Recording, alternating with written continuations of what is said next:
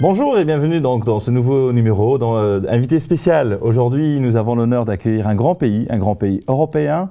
Bien sûr, on va citer l'Autriche.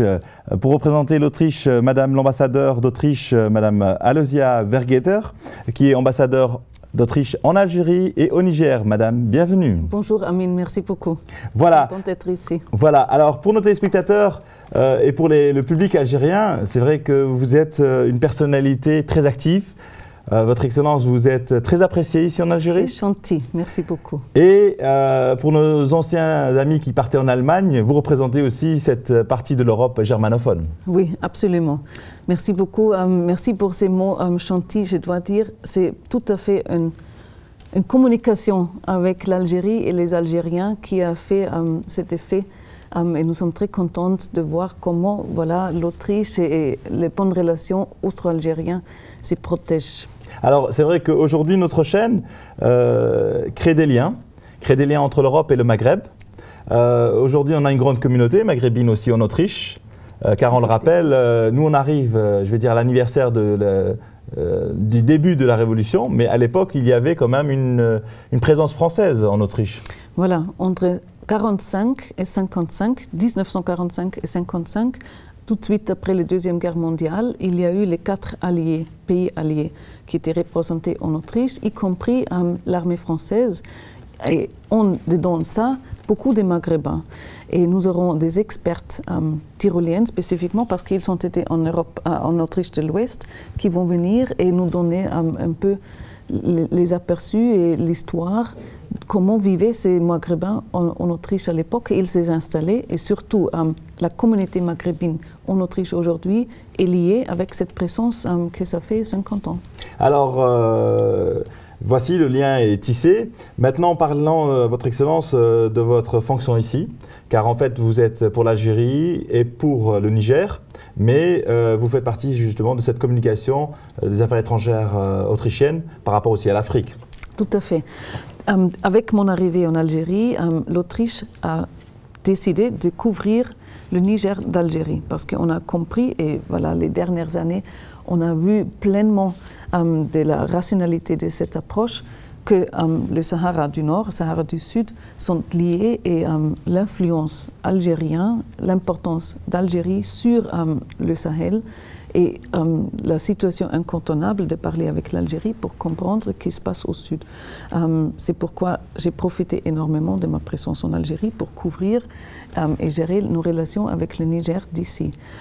Heureusement, il y a aussi une ligne aérienne qui couvre Alger-Niamey directement. C'est très important. Hein, c'est récent. Alors, Alger-Niamey existe depuis un certain moment. Et maintenant, voilà, ce qui est récent, hamdoulillah, depuis une semaine, il y a maintenant une connexion directe à Algérie à Vienne. Ça va aussi faciliter beaucoup les visas pour tout le monde en Niger qui veut aller en Autriche. Le Niger est un pays nucléaire, alors avec des ressources d'uranium. Alors ils sont obligés, ils sont intéressés d'aller à l'Agence internationale nucléaire qui est installée à Vienne. Alors toute cette communication sera beaucoup plus facile et ils font surtout escale à Alger. Très bien. Est-ce qu'on pourrait avoir des chiffres? Parce qu'en fin de compte, l'ambassade, c'est une ambassade politique, mais derrière il y a un service économique, culturel et je vais dire aujourd'hui aussi un service des visas, parce que aussi vous faites partie de l'espace Schengen. Nous faisons partie de l'espace Schengen et maintenant, je suis contente de le dire, nous avons beaucoup d'emails à l'ambassade qui disent « J'ai déjà un visa d'un tel pays Schengen, est-ce que je peux aller en Autriche avec ça ?» Et ça nous rend contentes parce que voilà, on comprend que peut-être jusqu'au maintenant, sans cette ligne directe qui existe depuis une semaine, les Algériens n'ont pas réfléchi sur l'Autriche et est-ce que ça fait partie d'espace Schengen ou non. Et ils se rendent compte, alors c'est facile d'aller en Autriche parce que j'ai déjà un visa Schengen. Mais tout le monde quand même est bienvenu. On a fait tous les aménagements pour accueillir le monde qui veut pour la première fois aller dans l'espace Schengen et, voilà, et faire leur visa chez nous. Mais parlons économie, tout à fait. Dans les dernières 3 années, l'Algérie est devenue l'État et le pays premier sur notre liste des affaires et relations économiques dans le Maghreb. Ça montre, je pense aussi, l'importance croissante de l'Algérie dans l'Afrique du Nord et pour l'Autriche économiquement. Nous avons des grandes entreprises autrichiennes qui ont déjà signalé leur intérêt. Dans quel secteur? Pétrolier. Alors, nous attendons que pour la première fois dans l'histoire austro-algérienne, la société pétrolière autrichienne va s'installer en Algérie avec un projet. Alors, avec cette nouvelle ronde de diffusion des périmètres d'exploration, je pense que vous aurez à voir aussi une contribution autrichienne et nous serons, je pense, mois de septembre, si ça donne. Bien sûr. Par rapport à l'Algérie, on veut aussi développer les autres secteurs. On a parlé de l'automobile. Oui, voilà. Vous avez lu les journaux de hier. Tout à fait. Nous sommes très fiers que l'Autriche fait partie de ce projet de Daimler avec SNVI qui va produire sur 3 sites en Algérie des différentes sortes de voitures Daimler, y compris une voiture qui a une grande histoire autrichienne parce que c'était développé en Autriche et encore construit à Graz, et il y aura une production à Thierrette. Et vous nous avez parlé aussi de personnes privées qui participent dans ce projet-là. Ça, vraiment, je pense que c'est important, surtout pour une chaîne télévisée comme le vôtre, qui s'adresse à la communauté à l'étranger, surtout. Alors, à Graz, c'était... Permettez-moi de donner un peu l'histoire des dernières 20 ans. Je vous en prie, Votre Excellence.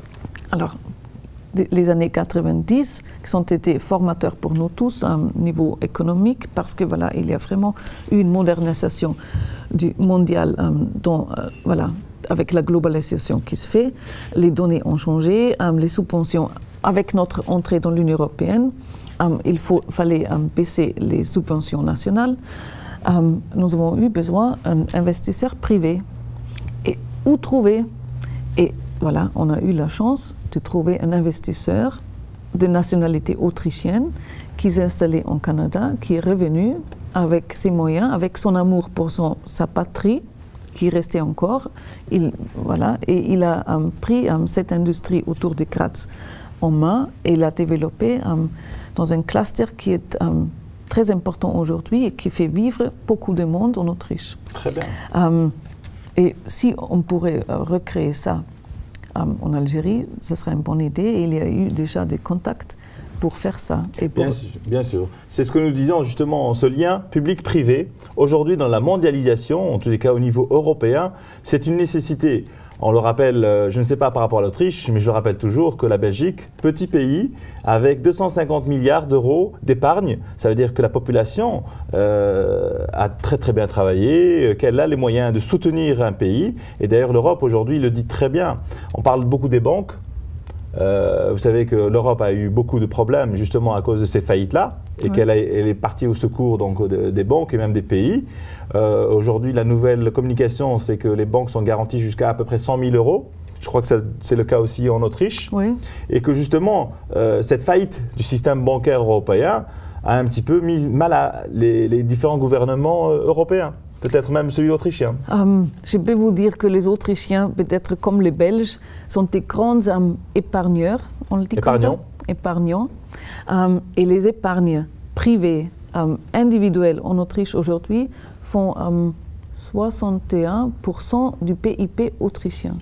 Alors, toutes les dettes publiques sont balancées avec une épargne de l'individu. Et je peux aussi dire qu'on a peut-être aussi, on a bien vécu la crise et bien réussi pendant la crise parce que tout le monde travaille beaucoup. Il y a eu la bonne gouvernance pour gérer la crise, aussi on est dans l'Union européenne. Et les Autrichiens ne sont pas trop dans les actions, mais ils ont une tradition de leur billets d'épargne. Ça aussi, je pense que nous a isolés un peu. C'est vrai. Comme l'Algérie peut-être aussi, qui n'est pas trop...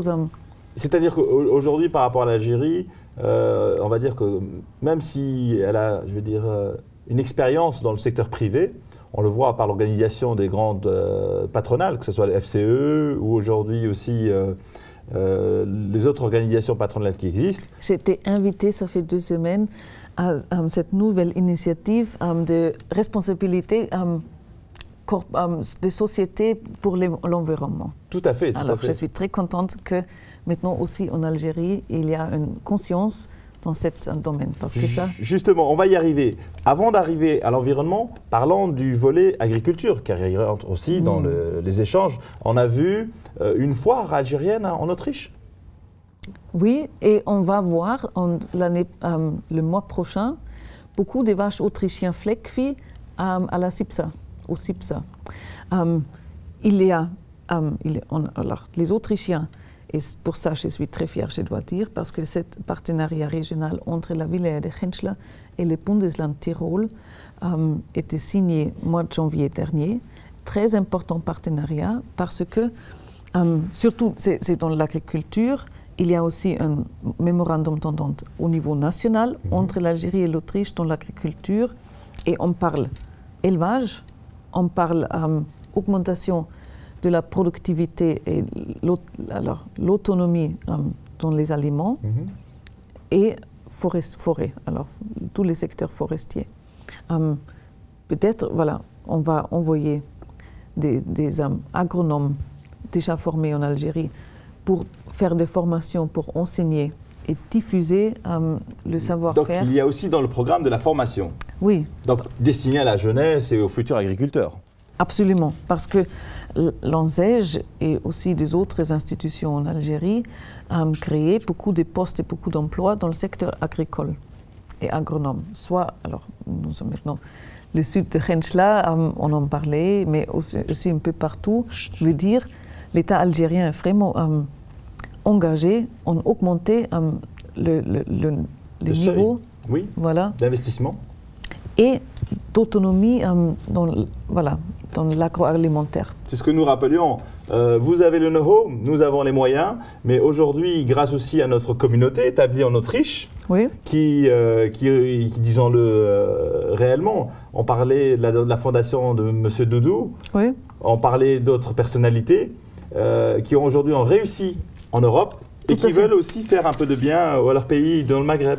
J'étais à Akpo récemment pour l'huile d'olive. Et voilà, la personne le propriétaire là que j'ai rencontré... On peut citer l'huile d'olive, il n'y a pas de problème. Il a dit « Ah, bienvenue, j'ai un frère qui habite à Graz, qui est aussi dans l'agroalimentaire, et voilà, on va faire le va-et-vient. » Alors, nous savons qu'il y a beaucoup d'Algériens établis en Autriche qui soient dans l'industrie, dans l'agroalimentaire, dans l'enseignement. Il y a beaucoup d'Algériens qui travaillent comme enseignants. De la langue, de la religion, aussi dans les secteurs des sciences.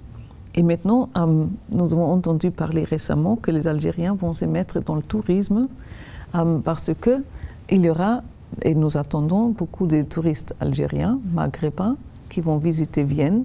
Et ça, c'est tout un secteur. Il faut savoir que l'Autriche gagne pour un tiers sa vie et son PIB avec le secteur du tourisme.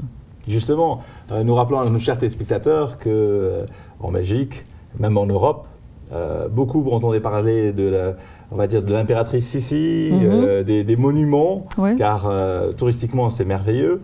Mais ils oublient qu'il y a une famille derrière cela, la famille des Saxe-Cobourg. Ça, c'est la famille, peut-être en Belgique. En Autriche, c'était la famille habsbourgienne. Et vous savez que les histoires de la Belgique et de l'Autriche sont liées fortement par la famille Habsbourg.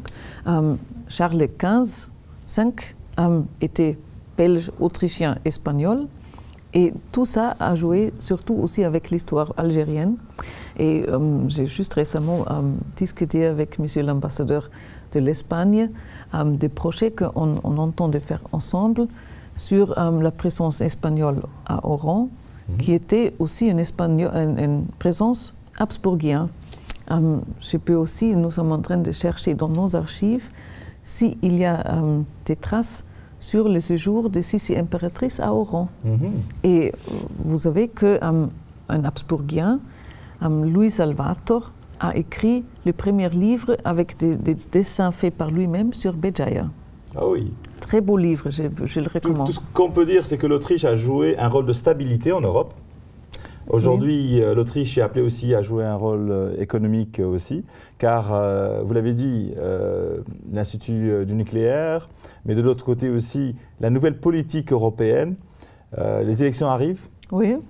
Le 25 mai, on le rappelle, il faut aller voter. Vous allez voter pour votre Parlement, vous allez voter pour une nouvelle Europe, vous allez voter aussi pour un nouveau président, car aujourd'hui, on va avoir un président en Europe élu. Oui. Avant, il était désigné et ça se joue. Justement, en ce moment, qui est au pouvoir en Autriche? Quel groupe? Voilà, l'Autriche est gérée pour le moment dans une coalition qui a été élue au mois de septembre dernier. Coalition entre social-démocrates et les chrétiens conservateurs.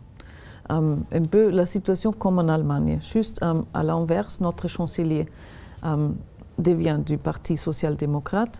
Mon ministre des Affaires étrangères est un conservateur chrétien et le vice-chancelier aussi du parti EVP, alors Parti du peuple. Alors, revenons donc à l'aspect des échanges et la langue. Car ici, beaucoup d'étudiants ont reçu des bourses à l'époque pour aller étudier en Allemagne. Je ne sais pas ce qui s'est passé avec l'Autriche, justement par rapport au niveau des échanges des bourses des étudiants. Mais cette langue-là a été appréciée. Elle était appréciée même, je vais dire, pendant la guerre d'indépendance, car on le rappelle, un de nos martyrs, qui était fondateur du scoutisme algérien, oui. Malheureusement a été tué et exécuté par la France, parce qu'il avait choisi, je vais dire à l'époque, les ennemis de ses ennemis. Oui. Et donc, il s'était orienté vers l'Allemagne. Oui. Et on a vu qu'une grande partie, justement, quand il y a eu des problèmes politiques ici en Algérie, s'est orientée vers cette langue et vers cette, je vais dire, communauté. Vous représentez aussi la communauté germanophone ici. Absolument. Alors, je rappelle, pour la communauté germanophone, il y a l'Autriche, oui. l'Allemagne, oui.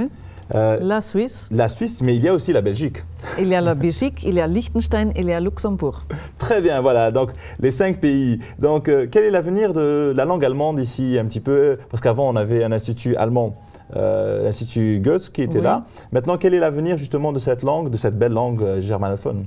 Je tire mon chapeau à mine de chaque Algérien qui s'est mis en apprendre l'allemand. J'ai fait mon effort d'apprendre l'arabe. Je sais lire et écrire, mais il me manque absolument le vocabulaire. Et l'algérien, voilà, je ne maîtrise pas du tout. Alors, félicitations à chacun qui fait l'effort. C'est quand même important. Chacun qui veut travailler en Autriche doit avoir la langue, une connaissance base de la langue. Nous voyons beaucoup des Algériens installés en Autriche qui apprennent avec facilité l'allemand. Vous êtes doués, vous Algériens, dans la langue et dans les langues, parce que vous avez l'habitude d'apprendre par entendre. Et ça, c'est une qualité qu'il faut, s'il vous plaît, pas perdre, parce que vraiment, ça va beaucoup plus vite si on a cette capacité d'entendre bien et reproduire la langue tout de suite. Nous avons vu à l'ambassade, on a envoyé tout le monde au cours d'allemand. Et voilà, nos collègues reviennent et ils ont vraiment une bonne compréhension. Justement, à l'ambassade, il y a toujours la possibilité de suivre des cours en allemand? Nous le faisons pour nos employés. Et chez nous, tout le monde parle l'allemand et il en parle bien. L'Institut Goethe donne, alors il y a des instituts professionnels en Algérie qui donnent les cours de langue. C'est l'Institut Goethe qui prend encore les examens parce qu'il faut souvent pour un titre de séjour en Autriche, il faut avoir voilà, un examen qui était accordé et l'Institut Goethe fait ça, voilà, un peu certifie que la personne comprend au moins. Voilà, et avec ce certificat, après, on peut se lancer, de s'installer en Autriche. L'allemand est une langue importante, il y a beaucoup d'Algériens qui le parlent. Et je dois dire, c'est dans notre meilleur intérêt que plus que les Algériens parlent l'allemand, ça facilite notre tâche parce que les Autrichiens parlent mal le français et souvent ils parlent même pas du tout l'arabe. Alors, si les Algériens font l'effort de parler notre langue, ça change tout et nous serons très reconnaissantes. Et comme il y a plus des sociétés autrichiennes et les chiffres d'affaires montent, il y a plus des besoins de parler et communiquer avec les Algériens en allemand, s'il vous plaît. Et s'il y a les jeunes qui sont prêts de faire l'effort, chapeau. Et alors, on vous invite de faciliter les tâches, on vous orienter. En tous les cas, on peut vous le dire, hein, nous sommes pour une émission en langue allemande pour pouvoir un petit peu initier nos jeunes. Oui. Car ici, il faut le dire, sur le satellite, vous savez, on zappe. Oui. Et les chaînes allemandes, Oui. il y a des très très beaux films Oui. d'actualité, Oui. mais nos jeunes ne comprennent pas tout, donc ils regardent, et c'est vrai que c'est voilà, un atout. Le deuxième atout, c'est l'atout économique, car il faudrait rappeler qu'aujourd'hui l'Europe est quand même guidée par Madame Angela Merkel, Oui. qui est donc de langue germanophone, qui est la chancelière d'Allemagne, et qui aujourd'hui pousse à ce qu'il y ait une reconnaissance de la culture. Et justement, en parlant de culture, vous m'avez parlé tout à l'heure des différents voyages des personnalités autrichiennes qui étaient passées par l'Algérie. Nous avons l'ambition d'inviter, aussi dans le sens inverse, les Autrichiens à venir visiter le Maghreb. Oui. Alors, vous savez que la semaine dernière, nous avons reçu le président de la Tunisie, Oui. M. Monsaf Marzouki, Oui. qui nous appelle à aider justement la Tunisie à la promotion de ce tourisme, puisque Oui. les infrastructures existent. Oui. Pour le Maroc, c'est d'actualité, Oui. car aujourd'hui, le Maroc fait partie intégrante du tourisme de luxe aussi, dans le Maghreb. Oui. Et l'Algérie, il y a beaucoup d'initiatives dans le sud, à Adrar, à Timimoun, d'entrepreneurs privés, et d'ailleurs qu'aujourd'hui sont poussés, je veux dire, par le gouvernement, et qu'il y a cette foire aussi de CITEV. Qu'est-ce que vous nous Où conseillez? nous participerons. Où vous participerez, bien sûr. Oui. Justement, qu'est-ce que vous nous conseilleriez à promotionner, à part que le désert, je veux dire, par rapport aux échanges pour l'Autriche? Parce que nous avons aussi des tour opérateurs qui nous suivent et qui sont à notre écoute aujourd'hui, Oui. qui veulent savoir qu'est-ce que vous leur conseilleriez pour ramener des Autrichiens, car on a besoin aussi de ce qu'on appelle de cette monnaie forte, l'euro. Oui. Je deviens tout de suite agitée, vous pouvez voir. Hein. S'il vous plaît, tous les tours opérateurs qui nous regardons maintenant, adressez-vous tout de suite à l'ambassade d'Autriche. Nous sommes en train, dès maintenant, avec ces nouvelles vols directs à Alger-Vienne, on va faire des réunions consécutives pour gérer les produits et faire un travail ensemble avec chaque tour opérateur qui veut faire venir des touristes à partir de l'Autriche et aussi de l'Europe de l'Est. Il ne faut jamais oublier que Vienne est un hub pour la communauté maghrébine qui est installée dans un radius de 150 km de Vienne qui touche la Tchéquie, l'Hongrie, la Slovaquie, la Slovénie. Alors, l'Autriche, vous avez dit une grande nation, mais un petit pays. Il ne faut pas oublier géographiquement. En Europe, c'est les petits pays qui gèrent. Alors, c'est toute cette radius et il faut toucher à tout le monde là. Il y a beaucoup des Algériens qui sont installés dans cette radius de 150 km à partir de Vienne. L'Algérie, les Autrichiens, je peux vous dire, sont des grands voyageurs. Ils ont été déjà un peu partout, sauf dans l'Algérie du Nord. Ils ont l'habitude d'aller dans le Grand Sud. Oui. Les Autrichiens adorent le désert, ils adorent la Sahara. Alors, toute la facilitation qu'il existe pour les mettre au sud, ils trouveraient leur chemin, sans problème. Le grande découverte pour les Autrichiens est l'Algérie du Tel et le Haut Plateau et l'histoire riche de ce terrain. C'est un jardin secret, gardé. Et nous espérons, et je sais déjà, surtout par rapport de réaction de tous les visiteurs qu'on a vus les dernières années, tout le monde est parti émerveillé. Caspa, alors, Oui, je suis... Voilà. Vous êtes membre de la Fondation d'honneur Caspa. de la Fondation Caspa. Alors vraiment, mon cœur bat chaudement et fortement. Rappelons que la Casbah est monument répertorié à l'UNESCO. Voilà. Je partage totalement l'approche algérienne et de Madame la ministre de la Culture sur la Casbah. De prendre son temps, de voir comment on restaure dans la manière ancienne.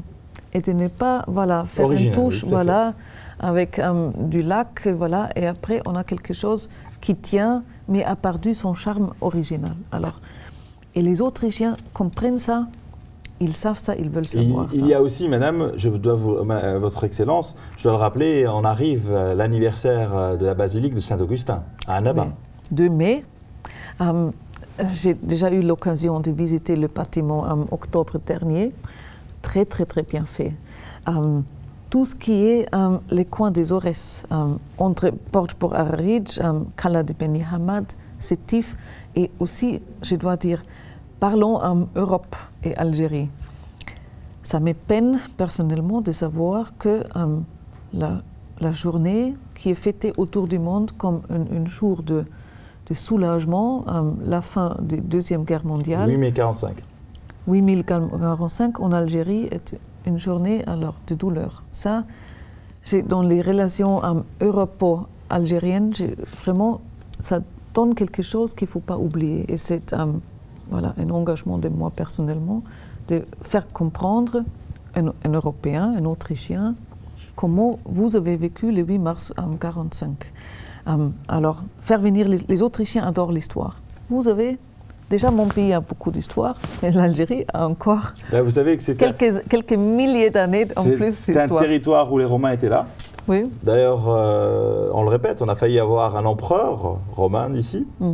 Et quand on nous dit, vous savez, l'Algérie n'est pas en Europe, il y a des téléspectateurs qui m'ont déjà repris en me disant, oui, on n'est pas l'Europe. Mais je le dis, quand l'Empire romain existait, on était en Europe. Oui. Et je dois dire aussi, parlons des communautés à l'étranger. Tout à fait. Henri Dunant était un Suisse installé en Algérie à Sétif, qui a cherché de rencontrer Napoléon III, qu'il a trouvé sur les champs de bataille contre les Autrichiens. Et là, il a vu voilà, les horreurs de la guerre, il a créé... Tout à fait. D'ailleurs, on a rappelé, il y a 2 jours, en 1834, il y avait eu un massacre à Al-Harrach, une vengeance de l'armée coloniale française. Mais ça, c'est vrai que ça rentre dans les relations très difficiles qu'il y a entre l'Algérie et la France. Cet amour et cette haine qui aujourd'hui, malheureusement, traînent toujours.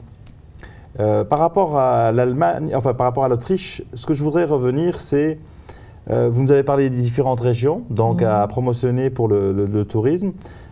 Vous connaissez très bien l'Algérie. Parlons des infrastructures touristiques. Oui. Est-ce qu'elles sont aux normes pour la clientèle autrichienne ou est-ce qu'il y a encore un effort? Je parle souvent avec les responsables du ministère du Tourisme, avec l'ONAT, l'ONT et l'Algérie aussi, et j'ai fait toujours le point que, comme j'ai vécu l'hospitalité algérienne familiale, le tourisme en Autriche a démarré avec l'accueil à la maison. Et déjà, en Autriche, vous allez souvent voir... Les maisons d'hôtes. Les maisons d'hôtes, les pensions. Voilà, chacun a ajouté une chambre à la maison. Il a accueilli les touristes là. Ça a commencé comme ça. Avec cette hospitalité qui n'existe nulle part au monde, algérienne, alors ça, on ne peut pas accueillir mieux un touriste que dans cette manière-là. Mettez-les dans les hôtels, pas de problème. En Algérie, on vient pour le moment, pour l'expérience culturelle, pour la découverte de votre histoire, pour la découverte de votre grand cœur. Et après, on ne vient pas pour faire un tourisme de masse, pour se mettre sur la plage et faire rien d'autre. Alors, je ne vois pas, et ça sera une perte, mon opinion personnelle, de voir alors un site all-inclusive et ne pas avoir ce contact avec l'Algérie. C'est-à-dire, on parle bien d'un tourisme de niche, premièrement.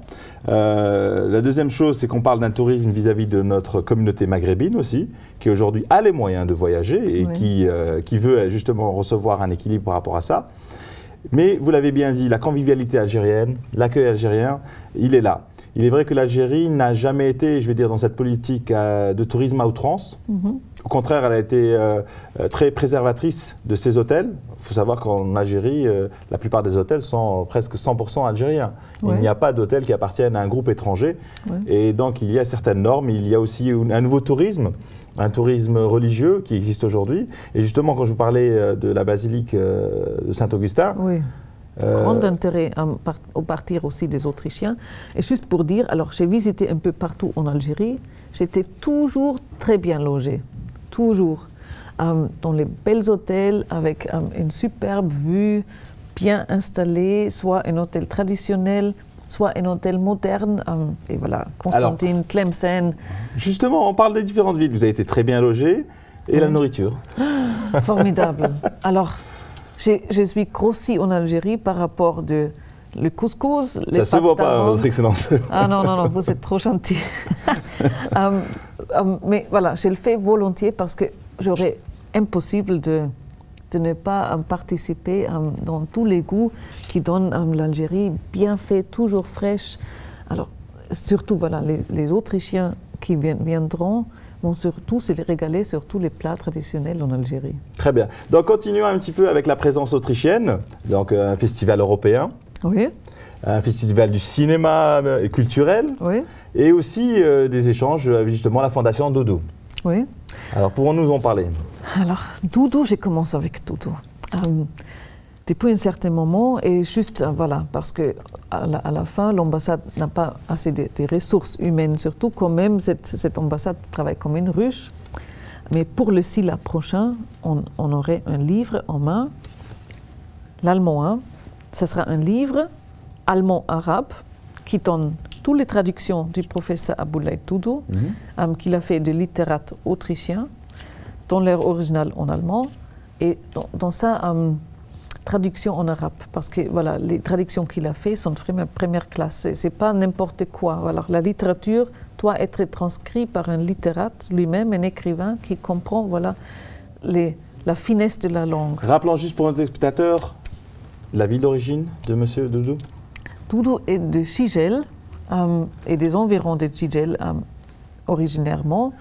Il était appelé de faire ses études à Tunis. Après, il est allé à Bagdad. Et là, et ça, je suis très fière, il a rencontré un prof qui a dit « Si tu t'intéresses pour ton histoire, Pouleid, tu dois aller à Vienne. » Et à Vienne, il a commencé dans les archives, il a trouvé les écritures originales d'Ibn Khaldoun.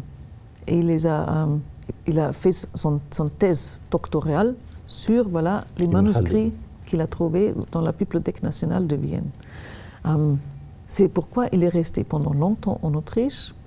Il s'est marié là.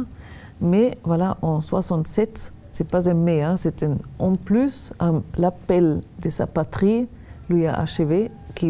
Et voilà. Justement, un grand philosophe qui donnait beaucoup de place à la femme. Absolument.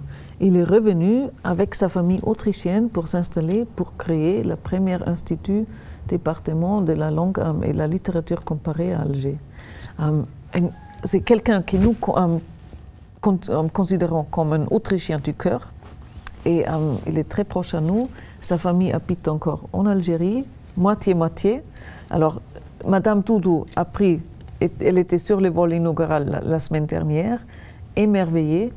Et vous allez voir, maintenant, il y a la coopération qui existe entre l'Université d'Innsbruck et l'Université d'Oran, s'occupe beaucoup de tout ce qui est un professeur Doudou, et la Fondation Doudou est créée, installée à Oran.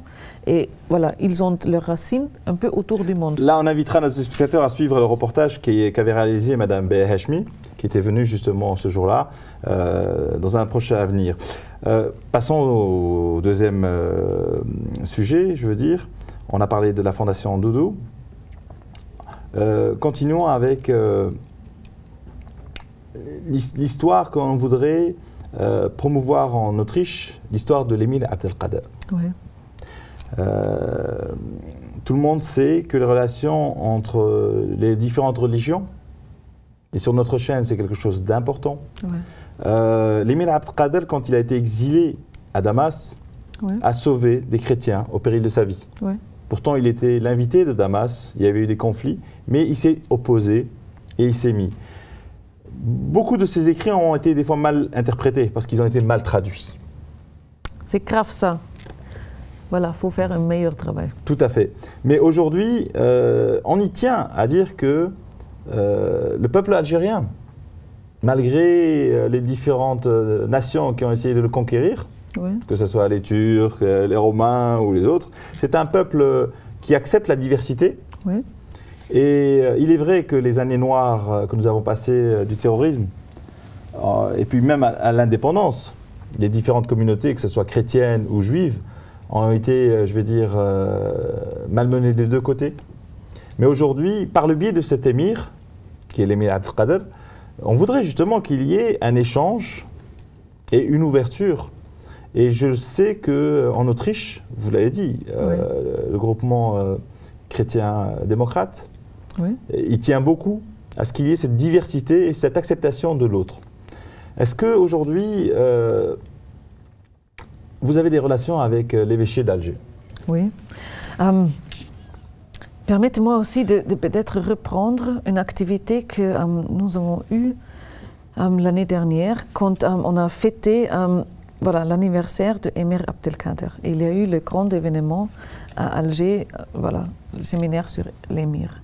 Parce que, effectivement, on rit du nom et nous parlons, les Nations Unies sont installées à Vienne, aussi avec leurs travaux humanitaires. Et les 3 humanitaires, aujourd'hui, on l'appelle séculaire, veut dire laïque.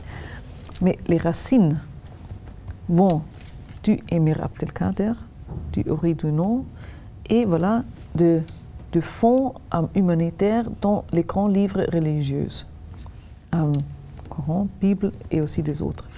Et c'est très important de montrer comment l'émir Abdelkader, qui a eu une démarche très pieuse, humaniste, a contribué et pluraliste, universel. Alors lui, il était un universaliste. Ce que nous cherchons aujourd'hui dans un monde qui est interconnecté, qui est globalisé, où une mer, rive nord-sud de la Méditerranée, ça ne fait pas beaucoup de différence. Ça peut être brisé par un vol dans 1 heure.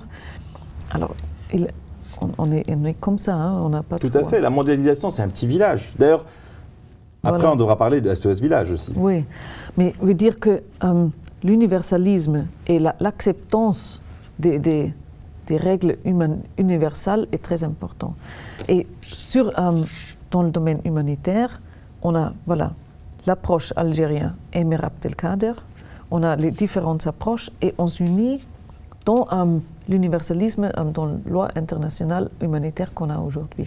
Et vous avez raison de dire qu'il faut mieux chercher nos racines pour montrer que nous sommes arrivés parce qu'on a rassemblé les différents sentiments, les différentes traditions et différentes mœurs, de différentes cultures pour arriver là, pour assurer qu'il y a eu une contribution à la réglementation internationale qui existe aujourd'hui, de tout et chacun. Et comme ça, on se retrouve mieux dans les règlements qu'on cherche à voir, qui gèrent nous tous pour se mieux comprendre. Pour chacun qui brise les frontières, il faut comprendre les lois ici et là-bas. Nous voudrions bien, et j'ai juste lancé un projet dans ce sens, parler plus de la migration. Et quelle est la finalité positive de la migration? C'est l'intégration. Alors, quelqu'un qui migre, il s'installe, il arrive de l'autre côté, il arrive... On parle bien de la migration légale. Parce que justement, il y a aujourd'hui cette migration illégale qui cause des problèmes, c'est-à-dire que nos étudiants qui partent sans visa, qui traversent à la barque et qui arrivent en Europe, c'est une migration très difficile. Voilà. Mais je ne voudrais pas dire qu'il ne fallait pas en parler. Je pense que... Il faut en parler aussi. Voilà. Tout à fait. Parlons-nous de tout. De tout, ok. Parce qu'il faut trouver des solutions pour tout. Aujourd'hui, vous le savez, l'Europe, Lampedusa n'est pas la solution. Ah, tout à fait. Et aujourd'hui, Madame Durand, il n'y a pas longtemps, donc la vice-présidente du Parlement européen, nous disait l'Europe, il ne faut pas qu'elle se ferme les yeux. Il faut créer une migration légale, c'est-à-dire une migration, venir choisir une élite, travailler dans le bon sens, savoir que ces personnes-là peuvent apporter le bien des deux côtés, mais il ne faut pas se cacher les yeux et oublier ces gens-là qui demain pourront être le problème des relations bilatérales. Oui. Permettez-moi de parler parce que la migration légale des Algériens, des Maghrébins en Autriche n'est pas encore bien appréciée. Il y a une carte rouge, blanche, rouge. Ça, c'est la carte qu'on peut obtenir si on travaille dans un secteur des besoins chez nous. Sont des charpentiers, sont des soudeurs, sont les gens qui sont dans l'informatique, tous les métiers plombiers sont les métiers qui sont recherchés chez nous, infirmiers, infirmières, qui peuvent s'installer en Autriche légalement s'ils ont une connaissance d'allemand. Et voilà, venez à l'ambassade d'Autriche pour avoir tous les renseignements qu'il faut. Je précise, donc vous avez dit infirmier, infirmière. Est-ce que le diplôme algérien est reconnu en Autriche? Ou est-ce qu'il y a une, je vais dire, comment on appelle, une équivalence à réaliser? Voilà. Maintenant, surtout, le système LMD qui existe en Algérie aide parce que ça donne, voilà, la traductibilité d'un décret, un certificat de diplôme algérien avec l'Europe. Est-ce qu'il y a, vous avez des chiffres par rapport aux bourses que l'année dernière ou ces dernières années, l'Autriche a donné à l'Algérie? Alors, c'est pas beaucoup. Aussi, nous considérons l'Algérie comme un pays riche. Alors, on donne des bourses aux pays et aux ressortissants des pays qui ont beaucoup moins de moyens que l'Algérie. Mais la vie à Vienne pour un étudiant n'est pas très chère. Nous avons de plus en plus des étudiants, surtout qui font les conservatoires à Vienne. Alors ça, maintenant, c'est bien établi. On a donné les bourses. À partir des nombres, des chiffres, ça ne figure pas. Mais il y a toutes les facilitations pour aider un étudiant à s'installer. Madame l'ambassadeur, le temps file et il y a un point très important que je voudrais soulever avec vous. Oui. C'est SOS Village Enfants. Oui. Alors, vous en êtes membre, partenaire? Je suis présidente d'honneur de l'association SOS Village Enfants en Algérie, dont je suis très fière. SOS Village Enfants s'est installé en Algérie depuis 30 ans, après le séisme de Chlef. Et ce moment-là, ils sont installés avec cette manière à faire qui dérive aussi de notre catastrophe nationale qui était la Deuxième Guerre mondiale, où il y a eu beaucoup de veuves et beaucoup d'enfants orphelins. Et de là s'établit la manière de gestion des pouponnières et des orphelinats avec une mère qui donne la chaleurosité, l'amour d'un foyer aux enfants qui restent avec elle pendant tout leur séjour jusqu'à l'âge de majorité. Et après, un enfant SOS devient indépendante au moment du mariage, alors au moment où l'enfant crée sa famille propre. Sa propre famille. Est-ce que vous êtes aidé financièrement par des organismes internationaux? Alors, il y a une association internationale installée à Innsbruck qui, je pense, soutient encore le village SOS Atraria. Mais demandez le représentant des SOS Village ici à Atraria, il va vous dire que... Nous allons l'inviter, justement. Il vit de la générosité des Algériens. C'est magnifique. Un grand remerciement à cette générosité algérienne. En tous les cas, c'est vrai que le système de l'enfance, ici, nous l'avons soulevé. Il y a un reportage sur la kafala. Vous savez qu'ici, l'adoption est différente en Algérie. Oui. Est-ce que justement, vous en avez entendu parler? Est-ce que vous avez eu des demandes au niveau de l'ambassade? Et on va un petit peu clôturer par votre dernier mot. Alors est-ce qu'il y a de l'adoption? Aidez-moi. J'ai un cas devant moi maintenant d'une Algérienne installée à Vienne qui cherche à prendre en kafala un enfant algérien. Surtout après une crise personnelle qu'elle a vécue dans sa vie, qui s'est rapprochée à son pays d'origine. Voilà, en tous les cas, le message est passé, donc cet appel. Et c'est vrai que nous aussi, nous sommes contactés régulièrement par des familles qui malheureusement n'ont pas la possibilité d'avoir des enfants et qui sont d'accord par rapport au système de la kafala que nous rappelons pour nos téléspectateurs européens qui ne connaissent pas. C'est un système différent de l'adoption. L'enfant ne prend pas le nom. Oui.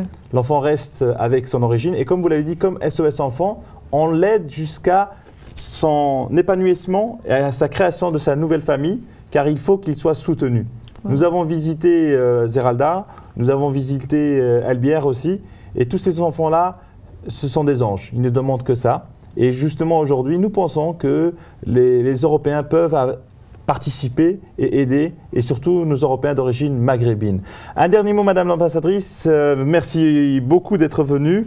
Un dernier mot, un dernier message, un dernier appel ou un prochain rendez-vous? Oui, alors je dois dire, s'il vous plaît, depuis une semaine, grand remerciement à Air Algérie, il y a une ligne directe entre Alger et Vienne. Ça fait 27 ans qu'on n'a pas eu une connexion directe. Ce sont 1700 km. Alors, vous irez plus vite à Vienne qu'à Tamanrasset. Parce que 1h25, Tamar Razet. Ah non, excuse-moi, Adra, oui, vous avez raison. Oui. Vous avez un grand, beau pays, mais voilà, je rigole toujours un peu quand on a eu un café littéraire à l'ambassade avec Farid Ben Youssef, et dans son livre Les Amants des Cordeaux, il a une ligne qui dit, et j'ai bien rigolé, l'Algérien qui dit d'abord on va en France et après en Europe. Alors cette ligne est créée spécifiquement pour faire découvrir les Algériens le reste de l'Europe. Voilà, vous connaissez la France, maintenant regardez ce qu'il donne. Voilà, l'autre Europe qui est voilà, quand même là, qui parle votre langue. N'hésitez pas, vous allez vous faire compris. Vous êtes bienvenus et nous faisons la même chose avec les autres. Justement, on peut vous rappeler que pour la fête nationale, Inch'Allah, comme on dit, on aura une émission spéciale d'Autriche. Merci beaucoup. Et qu'aujourd'hui, l'Autriche, c'est notre pays frère. Et vous êtes la bienvenue en Algérie. Et merci pour tout ce que vous faites. Merci beaucoup, Amine. C'est très gentil. Bon séjour. Voilà, vous étiez donc avec notre invité spécial. Je vous donne rendez-vous la semaine prochaine. Et merci beaucoup. Aujourd'hui, l'Europe, le Maghreb, c'est la Méditerranée. Il ne faut pas l'oublier. Il n'y a qu'une passerelle entre nous deux. Au revoir.